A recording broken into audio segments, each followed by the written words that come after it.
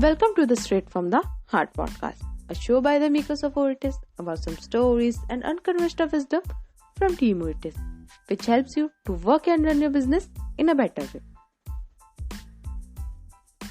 We start our first podcast series, and today's topic is a sustainable response and research on COVID-19.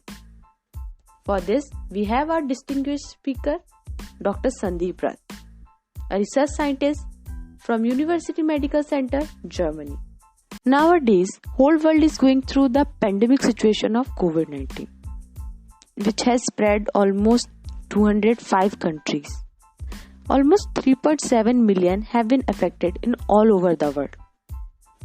So Sandeep, I would like to know from you that what is COVID-19 or coronavirus and how it is different from other viruses. Okay, so let me answer your question in two different things. So the first thing, as you asked, what is coronavirus, right? So Yes. The coronavirus is actually a large family of RNA viruses. And this specific virus is named corona because it has a structure or crown-like structure on its surface which can be visible by instrument like transmission electron microscope, which is used to visualize very small particles. So this is the way this virus got its name. It has crown-like surface on its surface. That's why it is known as coronavirus. So if you would see, actually this virus is quite common. So in a layman's term, I would say this virus has many brothers and sisters, which we know, like the cold virus. So one of his brothers attacked us back in 2002 and 3. We know it by the name of SARS, or Severe Acute Respiratory Syndrome virus. Its another counterpart attacked back at 2012. So it is known as MERS. So in both of these conditions, this virus has been resurfaced, and when it is switching from animals to human, it is creating large amount of problem. So now let's come to answer your second part of the question, like how this virus is different from other known viruses until now. The stuff is, this virus is completely of new strain. So normally what happens to our body is that whenever we are being induced to any foreign substance, our body has a system to defend it. We call it immune system. So your body starts developing antibodies against it. Normally when a virus enters, your body is already went through that one, so it knows, okay, this is a particular virus, now I will catch it up and kill it. But the stuff is, this new virus or COVID-19 is secreting some new kind of proteins which is unrecognized by our body. So as a result, our body cannot manage to sense this virus. And this is what is creating the main problem and panic inside our immune system. And as a result of it, we are having large number of infections and many mortality around. Okay, so how is it spreading so fast and how it can be contained? So normally what happens is that the virus is a non-living material, so it doesn't replicate by itself. So it always needs a host. In case of coronavirus, the primary host used to be a mammal known as bat. So normally people think bat is not a mammal, but it is actually a mammal like us. But in very rare cases, like maybe in every 100 or 200 years, a virus gains a potency.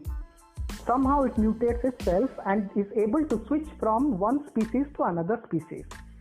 So in this condition, unfortunately, the second species which is taken as host is us as a human. So that's why it is very dangerous, like it is spreading from from bat to humans. And the second thing is that how it is spreading. Let's say this virus is actually very airborne. And in fact, if you remember, the Chinese Communist Party, who were the first in the world to say like, okay, we have a virus problem. But what they didn't tell to the entire world is that this virus can be transferred from human to human. So what happens is that, I will give you a simple example. Let's say normally you cough or anyone coughs. So if you cough, normally you release out 3000 droplets of mucus filled with or saliva from your mouth throughout your whole environment, and possibly you cannot see it. And this is the beauty of the virus, I would say, like it can attach to this kind of droplets and still be in the air for longer period of time. And second important thing is that what defines a virus efficacy. The virus efficacy depends on how fast it gets transmitted and how fast it gets reproduced. In case of coronavirus, we know the incubation period lies somewhere between 2 days to 7 days. So if you are having this virus inside you, so you are able to contract it to any other body by means of coughing, sneezing, handshakes and everything else. And that is the reason why World Health Organization nowadays has given many instructions like you should wash your hands, you should maintain proper distance, and so far all the world is following one simple thing: social distancing. The more you are inside and more you are not communicating with other people, the less you are giving the virus the chance to propagate. So its spreading mostly depends on human to human contact, and this is one of the big reasons why this virus is really dangerous. Okay, so as whole world is busy in making the vaccine of COVID-19, so what are the vaccine testing going on for COVID-19 in different places of world? So statistically speaking, normally more than 70 different types of vaccines have been tried, but unfortunately only 5 to 6 have been passed. And when we are talking about vaccines, let me clear you a simple thing. A vaccine is not easily available to the people instantly. So what happens is that there is a scientific process behind how a vaccine is handled. So the vaccine is first tested, and then it is in phase 1. Then after it is being passed on to phase 1, it passed on to phase 2. Then it is passed on to phase 3. And it is at this moment when the trials are very successful in phase 2 and phase 3, they can be given to humans.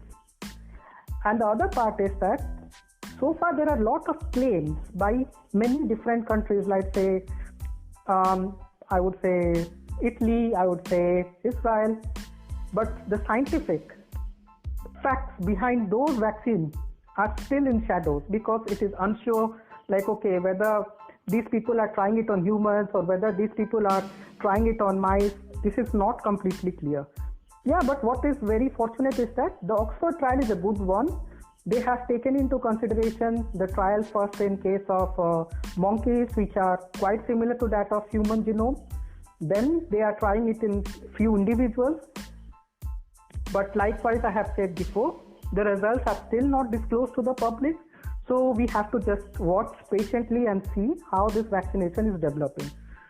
And another fact is that, as the World Health Organization also states it, we are not sure exactly when this vaccine will come, because to have a proper vaccine you need to know its merits and demerits, or let's say pros and cons.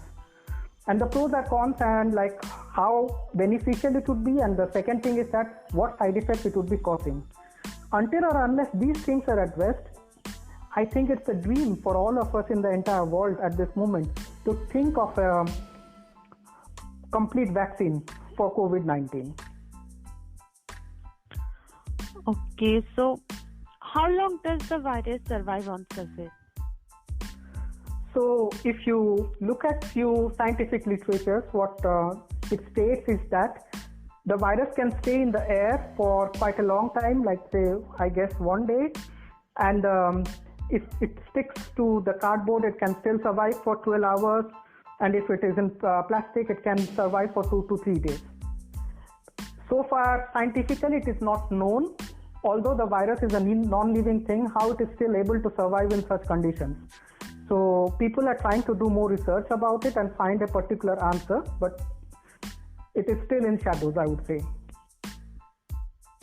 Okay, Sandeep. So how your research helped to deal with COVID-19? It's a very interesting question because my research is not contributing directly to the outcomes of COVID-19. And to be clear, I would say at present, I'm in India, so I'm not able to put any kind of research input to my team back at Germany. So far, what we have known is that our group is trying hard to fight against the side effects which are being created by the infection of coronavirus. So in a general term, I would say when this virus infects a person, you have multiple organ failures. And one of the organs which is very essential for human survival is heart. We all know it. Yes. And what my lab is doing back in Germany is that they are trying to find possible pharmaceuticals or maybe possible drugs which can help to decrease the heart failure conditions. So one of the way we would like to do is that we would like to study how this virus infects, and after the infection how it is affecting the organs, and possibly find a way to decrease its harmful effect for heart and try to save the heart. Okay, so that's all for now. Thank you, Sandeep. You took some time for us and share your valuable knowledge with us. It's a complete pleasure for me. Thank you so much. Till the vaccine is not introduced, Oritas family requests all of you to stay at home, because this is the only way we can defeat coronavirus. So please stay at home. Till then, stay tuned for further more episodes. We will come back again with more such personalities and share their knowledge and experiences. For our episodes, you can subscribe us in Google Podcasts, Spotify and Anchor.